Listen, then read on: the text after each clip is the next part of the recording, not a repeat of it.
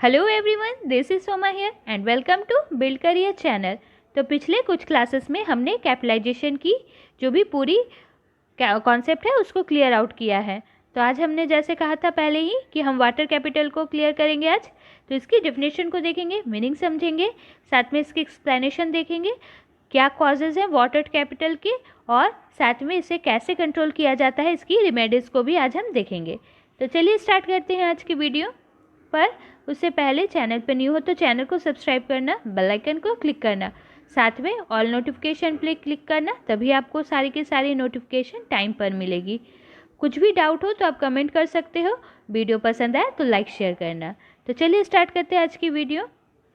Water capital, तो previous जितनी भी वीडियोज़ हैं कैपिटलाइजेशन रिलेटेड, मैं उसका लिंक आई बटन में प्रोवाइड कर दूंगी, एक बार ज़रूर देख लीजिए। चलिए इन दी वर्ड्स ऑफ होगलैंड उनकी भाषा में समझने की कोशिश करते हैं कि क्या कहा है उन्होंने वाटर कैपिटल के बारे में। तो वाटर कैपिटल के बारे में उन्होंने कहा है कि a stock is said to be watered when its true value is less than its book value. क्या मतलब है कि एक स्टॉक या फिर कैपिटल को हम तभी वाटर कैपिटल या स्टॉक कहेंगे जब उसकी जो ट्रू वैल्यू है वो उसके बुक वैल्यू से कम होगी। तो ये उनकी भाषा में, लैंग्वेज में थी। चलिए अब हम अपनी लैंग्वेज में समझने की कोशिश करते हैं कि क्या है वाटर कैपिटल का मतलब। तो वाटर कैपिटल में क्या होता है, जो असेट्स की रियल या फिर एक्चुअल वैल्यू होती है वो इसके पेड अप शेयर कैपिटल से कम होती है। ये वो कैपिटल होती है जो कि कंपनी के एसेट्स के थ्रू रिप्रेजेंट नहीं किया जाता, तब क्या इसे कहा जाता है, वाटर कैपिटल कहा जाता है। मतलब वर्थलेस एज वाटर। तो इसमें क्या होता है, जो वाटर कैपिटल में क्या होता है, जो रियलाइजेबल वैल्यू होती है कंपनीज की एसेट्स की वो लेस देन होती है इसके पेड अप शेयर कैपिटल से। चलिए नेक्स्ट स्लाइड में चलते हैं। तो वाटर कैपिटल को और हम अच्छी तरह से समझने की कोशिश करते हैं कि वाटर कैपिटल क्या होती है। वो वैल्यू होती है कैपिटल की, लॉस्ट कैपिटल की, जो कि एक कंपनी की होती है। और कब होती है, जब कंपनी क्या कंटिन्यूसली इनकर करती है लॉसेस, तब कंपनी की जो कैपिटल होती है, वो जो लॉस्ट कैपिटल होती है उसे हम, उसकी वैल्यू हम क्या कहते हैं, वाटर कैपिटल कहते हैं। ये क्या रिप्रेजेंट करती है, ये रिप्रेजेंट करती है उस पोर्शन, शेयर कैपिटल के उस पोर्शन को जो कि किसी भी टेंजिबल या रियलाइजेबल एसेट्स जो भी कहिए उसके साथ वो बैक्ड नहीं होता, उसको वो रिप्रेजेंट अगर नहीं करता, स्टॉक या फिर कैपिटल को अगर कोई भी कंपनी का टेंजिबल और रियलाइजेबल एसेट रिप्रेजेंट नहीं करता, तो उस कैपिटल को हम क्या कहते हैं, वाटर कैपिटल।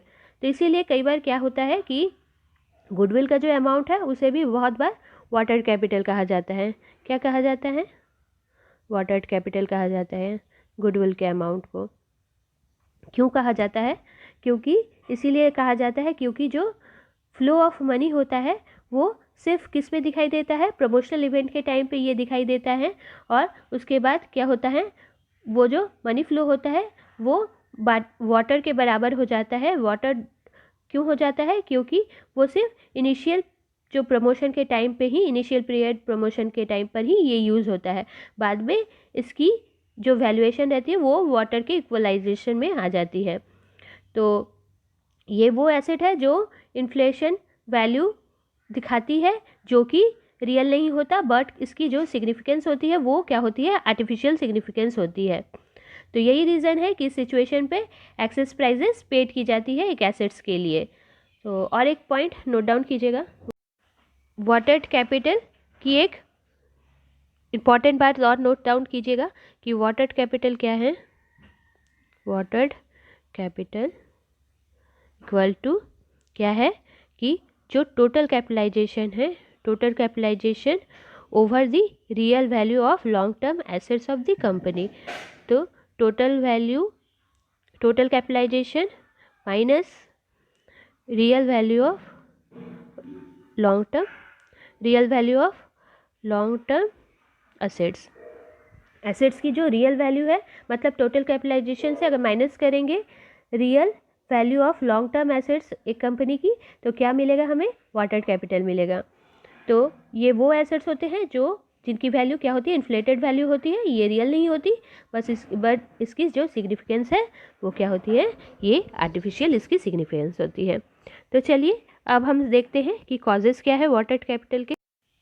चलिए अब हम देखेंगे क्या क्या कॉजेज़ है, क्या क्या रीजंस है जिसके कारण से वाटर कैपिटल बनते हैं एक कंपनी में। चलिए देखते हैं causes of water capital. First point क्या है कि services of promoters are valued at a very high price. क्या मतलब है, अगर जो प्रमोशनल सर्विसेज होते हैं, अगर एक कंपनी अगर उस प्रमोटर्स के सर्विसेज की जो वैल्यूएशन है वो बहुत ही हाई प्राइस पे करती है और उन्हें क्या करती है, उन्हें पेड करती है, कैसे पे करती है, कैसे कि इशू करके, किसको इशू करके, पेड अप शेयर को, उसी अमाउंट की जो पेड अप शेयर है उसको इशू करके अगर प्रमोटर्स की सर्विसेज को पे की जाती है, उनकी पेमेंट की जाती है, तो क्या होती है, कंपनी की जो कैपिटल है वो धीरे धीरे क्या होती है, वाटर कैपिटल में बदल जाती है। आई होप आपको क्लियर हो गई होगी पॉइंट। फिर मैं एक बार बता रही हूँ कि services of the promoters are valued at a very high price. अगर जो प्रमोशनल सर्विसेज है उनकी अगर पेमेंट करनी हो और उसे बहुत ही वैल्यूएशन उसकी हाई की गई है और उनकी पेमेंट जो है वो क्या किससे की जाएगी, पेड अप वैल्यू, जो पेड अप शेयर्स है उनके थ्रू अगर इशू करके उन्हें अगर पे की जाएगी, तो क्या होती है, कंपनी की जो कैपिटल है धीरे धीरे वाटर कैपिटल में बदल जाती है। परचेज और transfer of assets at inflated value. एक कंपनी जब अपनी असेट्स को परचेज करती है या फिर ट्रांसफ़र करती है इन्फ्लेटेड प्राइस पर, तो क्या हो सकता है, कंपनी की जो कैपिटल है बहुत हद तक क्या होती है, वाटर कैपिटल में बदल सकती है। कैसे बदल सकती है, जो कंपनी के लिए एसेट्स के लिए एक्सेस प्राइजेस पे किए गए हैं उनकी जो बुक वैल्यू है वो क्या होगी, उनके रियलाइजेबल और मार्केट वैल्यू से ज़्यादा होगी। नेक्स्ट पॉइंट क्या है, इन्वेस्टमेंट इन इनटेंजिबल एसेट्स।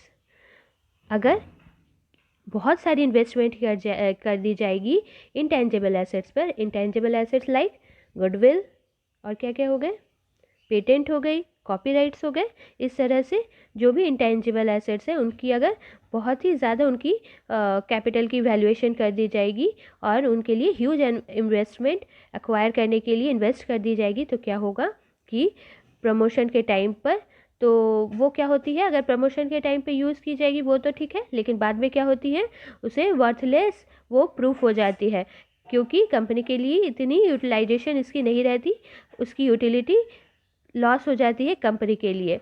तो कंपनी की जो उस टाइम की जो इंटेंजिबल एसेट्स की जो वैल्यूएशन की कैपिटल रहती है वो क्या होती है, वाटर कैपिटल में बदल जाती है।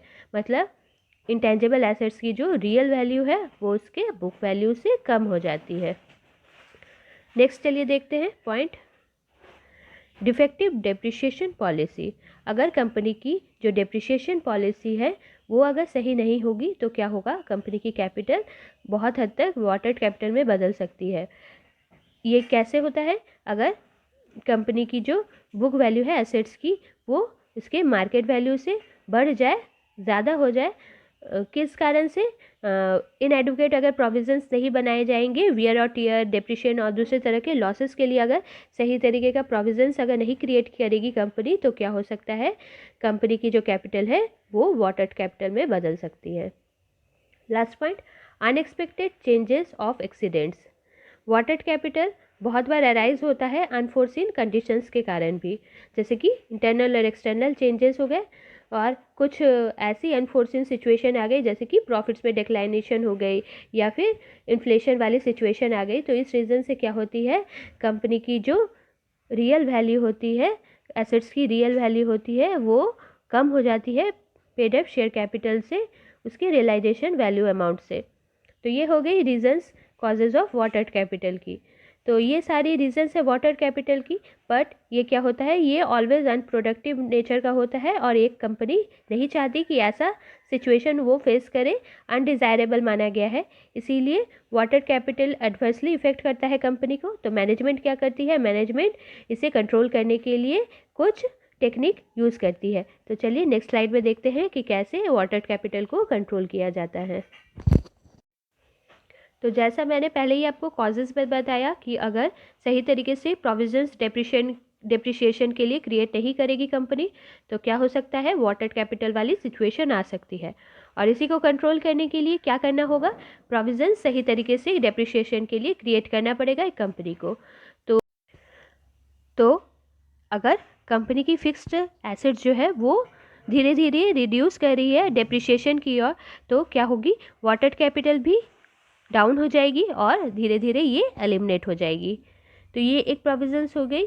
प्रोविजंस फॉर डेप्रिसिएशन को सही तरीके से क्रिएट करना बहुत ज़रूरी है।